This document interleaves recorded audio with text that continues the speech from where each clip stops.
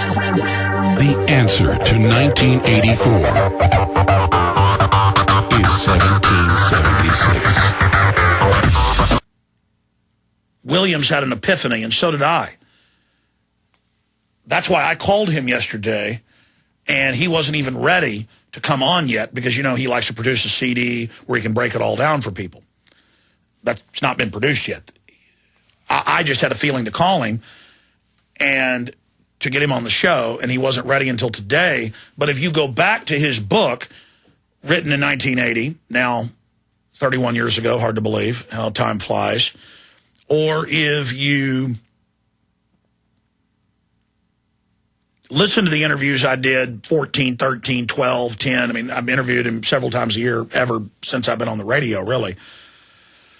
I think I even interviewed him like in 96. But the point is that this was always the Henry Kissinger, Zbigniew Brzezinski plan. This was the deal made with the Arabs that is a public deal that they would buy with the oil money they got from the U.S., they would put it back in the U.S. with T-bills. And this deal is actually covered in a fictional account. We should try to find this from the movie Network. In fact, I actually own that DVD. I meant to bring it into the office. But if you Google, guys, YouTube Network, Howard Beale talks to executive or talks to Mr. It's not Mr. Hackett, played by Robert Duvall. It's his boss. And he calls him in and he says, "You have meddled with the tidal forces of nature, Mr. Beale, and you will atone. The Arabs have taken billions of dollars out of this country, and now they must put it back, Mr. Beale. They must," and he breaks down, "they must be allowed to buy U.S. companies, Mr. Beale. They must be allowed to buy shares in this network, Mr. Beale. They must buy U.S. shares, Mr. Beale, because it's the ebb and flow of international capitalization." Am I getting through to you, Mr. Beale? And they actually talk about, because that was all in the news at the time. A lot of this isn't even secret. And so the Arabs have been totally scammed for 30-plus years. They've invested almost all their money in the T-bills and the dollar. And when they bring that down, they're going to bring the Arabs down. The globalists are going to move everything basically to China. And when Williams was telling me all this, it's already hidden in plain view. I already knew everything he was telling me, but this is from a Bilderberg Group level individual confirming it, and just wait till we go over it. There is a collection of private central banking families who were able to get most European countries, England and the United States, within the last 200 years or so, 1815 in England, similar time frame in continental Europe, not till 1913 in the United States, but they were able to position themselves to control the issuance of currency and credit. So they could buy up the world, buy up any media, buy up governments, do anything. They control the issuance of currency and credit through the governments, but they are paid interest on the right for the government to produce money. So they control all of the credit. Now, the Arabs have their own banking system that is based on upfront fees and has trillions and trillions of dollars in it because usury is illegal under Islamic law. Now, that's another big reason the globalists want to overthrow those countries and put in new regimes who will play ball with them and allow the big banks to basically destabilize them, break them down through economic and societal turmoil, and then come in and finance their reconstruction. And there's so many multivariate, multifaceted, I'm quoting the video clip that's coming up in a moment, things that go into this, but everything's being converted into a corporate world government. In the 1970s, they put out Rollerball with James Caan, all about energy sectors and global unions and 10 unions that form a global union, and where there's different sectors and how certain nations are only allowed to produce certain things. One country's manufacturing, another communication, another energy. And then the UN sits above that with the only military force, or the fascist symbol of the hatchet on top of the bundle of sticks, binding them together. And this is what globalism and the New World Order is. This is what they teach at Harvard and Yale and at the public school of public affairs at UT. Aaron Dykes went there, has a degree from there. And they taught world government's good, global corporate control, one world currency. And so when I hired him, it was a perfect fit because he'd been there, but they'd tried to teach him it was all good. And obviously here, he knew it was all true because he'd already been taught all that, just we have a different perspective. We don't want some far-off, unelected globalist who happen to be eugenicist, who want to set up a planetary regime, get us all under debt, shut down society, have one-child policies, and basically phase out and cull out the population. But Aaron, when he got here, would just laugh at the mainstream media, saying there's no world government, there's no new world order, when all he was taught was that it was good and it was great. And you hear these college students calling in, especially people going for their masters and their PhDs. Same thing with Steve Watson. He's got a master's in political science from a university in England. The one in Nottingham. The point is, he was taught all that. So why can he now write articles, understand it all? Because the enemy taught him everything he knows. The enemy was there telling Steve Watson and telling Aaron Dykes that, yes, we're going to have a global government. Yes, we're going to control everybody, but it's for your own good. So they have movies like Rollerball in the 70s, where they rolled it out in a fictional account to pre-program and basically acclimate people. They put out movies like Network, very well done. We're going to play a clip here with Ned Beatty, who's the big corporation chief, and he's calling in the news anchor who went live on air, kind of had a breakdown. That is, he broke into reality, and he says, look, we can't allow the Arabs to own this TV network. And so he gets called into the CEO's office, not of the network, but of the company that owns the network. And he says, look, let me explain to you how this really works. Okay, and you haven't just stopped a merger here or this company being bought. You have caused serious shockwaves throughout the global system. And then he tells them the global system will be no war, no famine, total peace. Kind of like Emperor Palpatine saying, now that we've killed all the Jedi, there will be peace. Yeah, peace meaning scorched earth, siege, annihilation, genocide, the oldest form of total war, completely wipe your enemy out, financially, psychologically, dumbing everyone down. It's full spectrum dominance. The globalists are threatened by intellect, by private property, by anyone of means who isn't part of their system.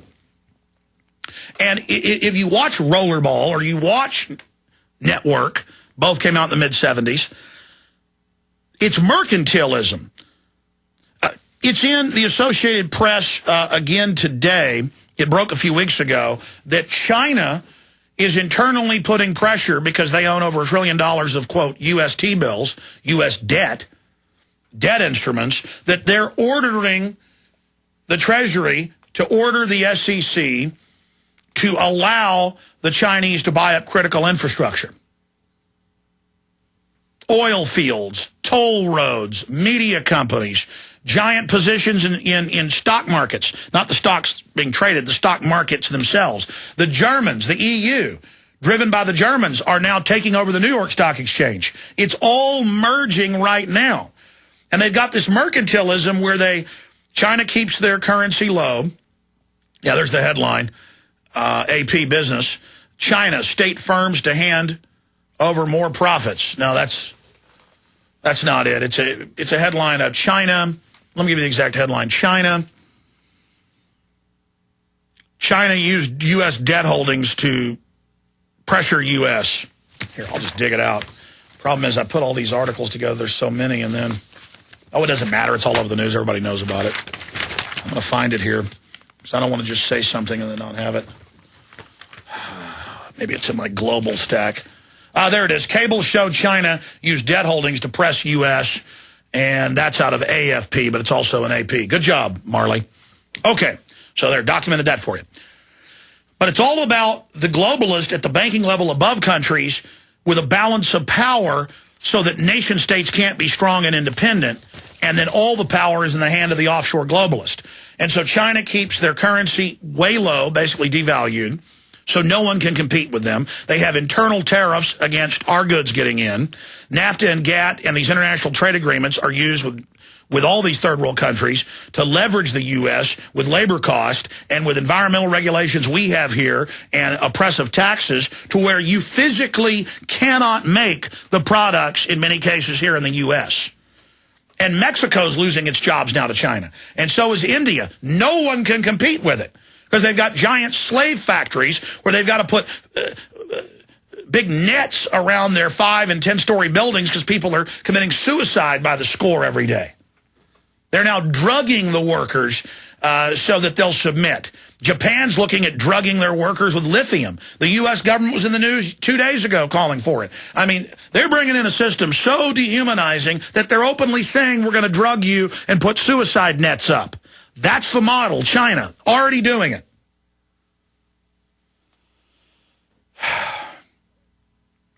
So it's mercantilism. And I go back to this 300 plus years ago. The British had really developed it, but the French economics professors developed the tome or the handbook of mercantilism, and I've talked about it before, but to understand New World Order globalism, you got to understand this. This is the key to everything. French possessions, say in the case of the eastern half of Hispaniola, what's Haiti today, they would not allow, under penalty of imprisonment or death, even French citizens who were living there and running sugarcane plantation, slave plantations, to build a pickaxe, to forge a shovel, to make a firearm, to have any value-added product. There were even rules against glass, against blowing glass. And you can study this same thing in the British-run colonies that is, of course, the original 13 states. Before that, the 13 colonies. And then later when people would revolt, they'd say, okay, well, we'll just put a big tax on finished goods. They would only allow colonies to produce raw material so that it would have to be shipped back to the imperial seat, the imperial keep. And once it was shipped there, and once it was in place there, then they would sell it back as value added to the people in the colonies, and that was used as a form of control. Now, that's mercantilism. Now, what we live under today, what we're entering now is neo-mercantilism. And no one else sees this. No one else talks. I've been talking about this for 15 years because I've studied mercantilism. I looked at globalism. I looked at what they said globalism was, and it was mercantilism without the name. And I'm waiting for professors and economists and others to pick up on this. I mean, am I really smarter than you as someone studying economics and history? No, you're just not seeing it. But a rose is still a rose by any other name. This is mercantilism. And so the Arabs aren't allowed in their deals to produce any manufacturing. They've got to buy their jet airplanes and their Caterpillar equipment, their bulldozers and cranes from European or U.S. companies. They've got to buy their software from the Japanese or the Chinese. And in the agreements they signed in the mid-1970s, this is on record, they had to agree to spend the lion's share of their oil money back into the U.S. to buy T-bills and thus prop up the dollar as the world reserve currency. Now, what Ken Fromm told Williams a few months ago before he died, and what the other even more high-powered guy just recently told him is exact, and he said all this in October was going to happen, that the Middle East would go into flames. I said, war? And he goes, no, destabilization. But then later, that was just a distraction towards China, but that it would drive up oil prices to 150 to 200. You just saw them go up 9% today. Okay? And so the Arabs have been set up. They've invested in T-bills. Now, as the dollar is basically phased out into the new global SDR, it'll still be there. It'll just be a component of it. the Arabs are going to just basically be put into turmoil, let a bunch of, wild crazies fight over power. Nothing destabilizes things better. They will implode. Oil production will be put into doubt. And then huge oil production is going to then finally be brought back in the United States, but we're going to pay exorbitant prices for it. The United States will then go into a long period of decline in which China is built up as the new global force and enforcer. But then at a later date, the United States will be risen back up again so the bankers can use the U.S. as a play against the Chinese as a play against the U.S. So it's three-dimensional, very complex chess. Now, here they are giving you the religion of the New World Order in this, 1974 network clip, where Howard Beale is called in by the head of the conglomerate to explain to him the religion of the New World Order. Here it is. You have meddled with the primal forces of nature, Mr. Beale, and I won't have it. Is that clear? You think you merely stopped a business deal? That is not the case. The Arabs have taken billions of dollars out of this country, and now they must put it back. It is ebb and flow, tidal gravity. It is ecological balance. You are an old man who thinks in terms of nations and peoples. There are no nations. There are no peoples. There are no Russians. There are no Arabs. There are no third worlds. There is no West. There is only one holistic system of systems. One vast and immane, interwoven, interacting, multivariate, multinational dominion of dollars. Petrodollars, electrodollars, multi-dollars, Reichmarks, rims, rubles, pounds, and shekels. It is the international system of currency which determines the totality of life on this planet. That is the natural order of things today. That is the atomic and subatomic and galactic structure of things today. And you have meddled with the primal forces of nature. And you will atone. Am I getting through to you, Mr. Beale? You get up on your little 21-inch screen and howl about America and democracy. There is no America. There is no democracy. There is only IBM and ITT and AT&T and DuPont, Dow, Union Carbide, and Exxon. Those are the nations of the world today. What do you think the Russians talk about in their councils of state? Karl Marx? They get out their linear programming charts, statistical decision theories, minimax solutions, and compute the price-cost probabilities of their transactions and investments, just like we do. We no longer live in a world of nations and ideologies, Mr. Beale. The world is a college of corporations, inexorably determined by the immutable bylaws of business. The world is a business, Mr. Beale. It has been since man crawled out of the slime. And our children will live, Mr. Beale, to see that perfect world in which there's no war or famine, oppression or brutality. One vast and ecumenical holding company for whom all men will work to serve a common profit, in which all men will hold a share of stock, all necessities provided, all anxieties tranquilized, all boredom amused. Now, I have actually had big network type heads and people that have tried to hire me that I, met with privately on condition of anonymity to be offered things. It's okay to talk. And you basically get a speech like that. Globalism's going to help people. Yeah, the New World Order's real, but you just don't get it. No, I do get it. You're a bunch of control freak murderers putting poison in the water. This isn't some lovey-dovey, happy world government. Oh, yeah, they're going to entertain us with sports while they're putting lithium and other toxins in the water, while they're putting cancer viruses in our vaccines, as they've been caught doing ad infinitum. And so world government is death, kind of like that issue of